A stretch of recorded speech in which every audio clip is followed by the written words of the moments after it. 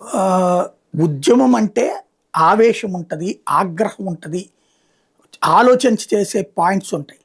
ఇప్పుడు ఉద్యమం అంటే తినడం, తిరగడం, రీల్స్ చేసుకోవడం, డాన్సులు చేసుకోవడం. దాన్నే ఉద్యమాన్ని ప్రొజెక్ట్ చేసిన మన మీడియా సాక్షిగా మన దేశంలోని ఒక సెక్షన్ ఆఫ్ ఏదైతే చచ్చిపోతున్న కమ్యూనిజాన్ని తిరిగి తీసుకురావడం కోసం ఆ భావజాలికులందరూ ఈ తిని కూర్చునేదాన్నే ఉద్యమం అని చెప్పి ప్రపంచానికి చెప్పినటువంటి సాక్షిగా, అసాంఘిక శక్తులు వెళ్ళి పోలీసుల మీద దాడి చేయడాన్నే ఉద్యమం అని చెప్పి మనల్ని అందరినీ నమ్మమని చెప్తున్నటువంటి సాక్షిగా, అరాచకవాదుల్ని విద్యార్థులని మనల్ని అందరినీ నమ్మమని చెప్తున్నటువంటి సాక్షిగా, వీళ్ళందరూ అతిపెద్దదైనటువంటిది దాచేస్తోంది, అడగద్దంటోంది, మాట్లాడద్దంటోంది ఖర్చు. ఎవడు పెట్టుకున్నాడు?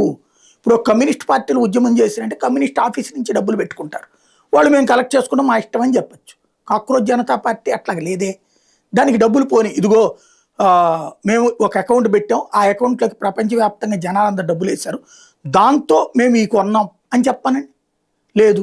జునైద్ని ఉత్తరప్రదేశ్ పోలీసులు పిలిస్తే అయ్యయ్యో అని కంటతడి పెట్టుకుంటాడు. అలాగే సౌరవ్ దాస్ నిన్న ఏదైతే గత 30 రోజుల నుంచి రోజు గొప్పగా ప్రొజెక్ట్ చేసినటువంటి ప్రీతి అనే ఇండియా టుడే జర్నలిస్టే ఆన్లైన్లోనే సౌరవ్ దాస్ని అడిగితే 100 రూపాయలు, 50 రూపాయలు అట్లాంటి డబ్బులతో మేము చేసామని చెప్పాడు. అంత అమాయకంగా చెప్పొద్దు నాకు.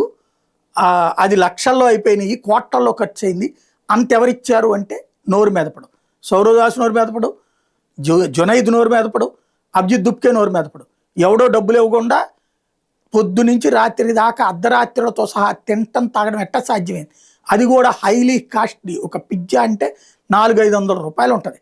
అలాగ వేల పిజ్జాలు అక్కడికి వచ్చినాయి, వేల కూల్ డ్రింక్స్ అక్కడికి వచ్చినాయి. ఎవరిచ్చారు? పోనీ అక్కడ ఏ హుండీనో పెట్టాం, ఆ హుండీలో జనం డబ్బులు వేశారు దాంతో అంటే అసలు అట్టడిదేమీ లేదు. పోనీ లెక్క చెప్పమంటే చెప్పరు. అదేమంటే యువతరం వాళ్ళకి చేస్తే తప్పేంటి అని మాట్లాడతారు.